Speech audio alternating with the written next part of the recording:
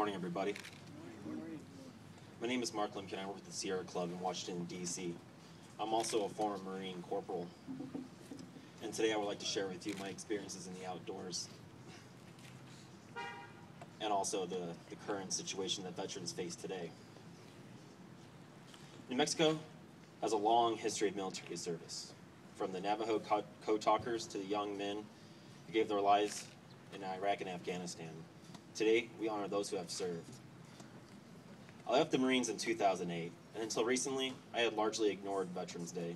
I did attend a Veterans Day celebration last year, and I was the youngest person there by 30 years. It dawned on me that many veterans my age do not associate with the military after leaving.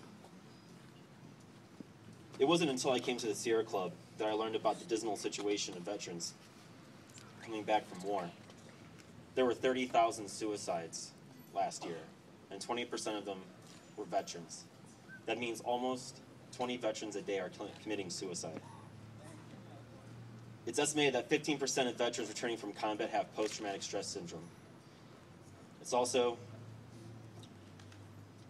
almost 20% have been diagnosed with traumatic brain injury. That's more than double the national average for non-veterans. In addition, many veterans also suffer from depression and substance abuse.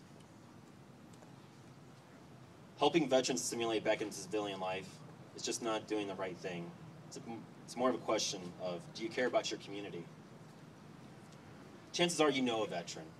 Veterans are coming home mentally and physically injured.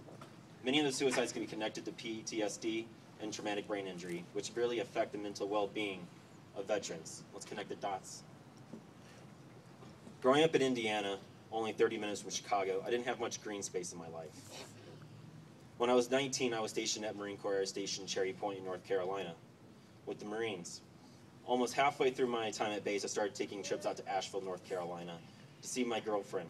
I remember driving the winding roads up Interstate 40, where I had never seen mountains like that before in my life. When I left to return to base, I felt something I hadn't felt in a while: peace. When life and work seemed overbearing, I knew the mountains were waiting. There was one particular moment that resonates with me to this day. It might just be the defining moment where I fell in love with the outdoors. I was traveling up the Blue Ridge Parkway with a friend while relaxing in the passenger seat. We parked the car on the side of a scenic pull-off, and I dozed off. When I woke up a short time later, I saw clouds crawling over the mountains and dripping off the side like heated wax. I'd never seen anything like that before.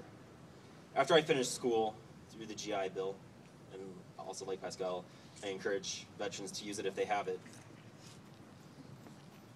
I was fortunate enough to get this job with the Sierra Club. At the time, I really had no idea they worked with veterans, and I actually thought I'd be contributing to the coal campaign, fighting to move beyond dirty energy, or on projects to protect clean air and water.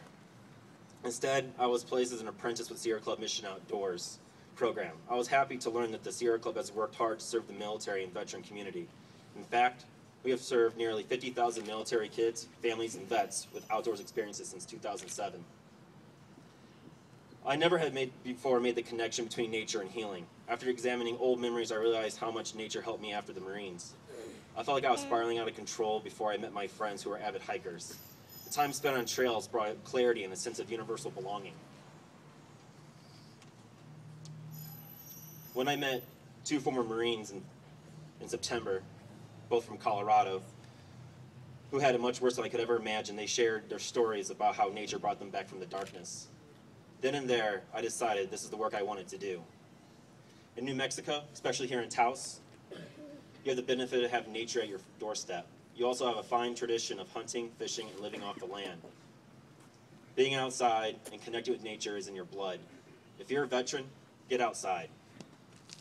If you know a veteran or an active duty soldier returning from deployment, take them on a hike and help get people outdoors. Perhaps that moment outside will have a profound impact on them. Thank you for letting me speak today, and enjoy the rest of your day.